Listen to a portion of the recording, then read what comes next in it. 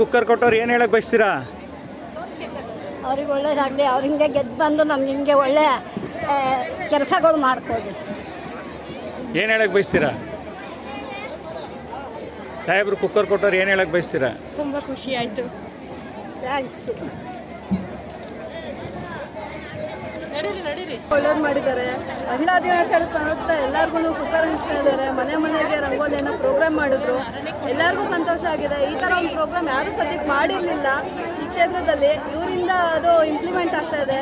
ಪ್ರತಿ ವರ್ಷವೂ ಹೀಗೆ ಮಾಡಿದ್ರೆ ಈ ಥರದಲ್ಲಿ ಬೇರೆ ಥರದ್ದು ಏನಾದ್ರು ಮಾಡಿ ಎಲ್ಲರಿಗೂ ಪ್ರೋತ್ಸಾಹ ಮಾಡಿದ್ರೆ ನಮಗೆ ಖುಷಿ ಆಗುತ್ತೆ. ಎಲ್ಲರಿಗೂ ಹೇಳ್ತೀನಿ, ಅವ್ರಿಗೆ ನೆಕ್ಸ್ಟ್ ವೋಟ್ ಹಾಕಿ ಗೆಲ್ಲಿಸಿ. ನಮಗಂತ ಒಳ್ಳೇದು ಮಾಡ್ತಾ ಇದ್ದಾರೆ, ನಾವು ಅವ್ರಿಗಂತ ಒಳ್ಳೇದು ಮಾಡೋಣ. ಆಮೇಲೆ ಇನ್ನೊಂದು ಬೇರೆ ಪಕ್ಷದವ್ರು ಏನೇನೋ ಮಾತಾಡ್ತಾರೆ ಅವ್ರ ಬಗ್ಗೆ, ಕುಕ್ಕರ್ ಕೊಡ್ತಾರೆ, ಅದು ಮಾಡ್ತಾರೆ, ಇದು ಅವ್ರಿಗೆ ಏನು ಹೇಳಕ್ಕೆ ಬಯಸ್ತೀರಾ ಅಂಥವ್ರಿಗೆ? ಬೇರೆ ಪಕ್ಷದವ್ರಿಗೆಲ್ಲ ಏನು ಮಾತಾಡೋಕೆ ಹೋಗಲ್ಲ ಸರ್. ಯಾಕಂದರೆ ಇವ್ರು ಒಳ್ಳೇದು ಮಾಡಬೇಕು ಅಂದ್ಕೊಂಡಿದ್ದಾರೆ, ಅಷ್ಟೇ ಸಾಕು. ಅವರು ಬರಲಿ, ಅವರು ಒಳ್ಳೇದು ಮಾಡಲಿ, ಅದು ಖುಷಿ ನಮಗೆ. ಯಾರಾದ್ರೂ ಏನಂತೆ ಜನಕ್ಕೆ ಒಳ್ಳೇದು ಮಾಡೋದೇ ಬೇಕಾಗಿರೋದು. ಎಲ್ಲರಿಗೂ ಒಳ್ಳೇದು ಮಾಡಲಿ ಅಷ್ಟೇ.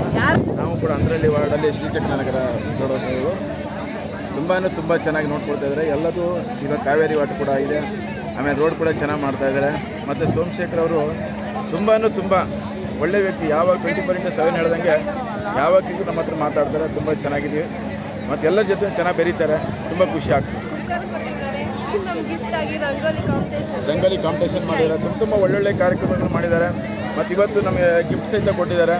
ಸೊ ಭಾಳ ಖುಷಿ ಆಗ್ತದೆ. ಇನ್ಬೇಕು ಅವ್ರ ಬಗ್ಗೆ ಏನು ಹೇಳುವಂಗಿಲ್ಲ. ತುಂಬ ಚೆನ್ನಾಗಿದೆ.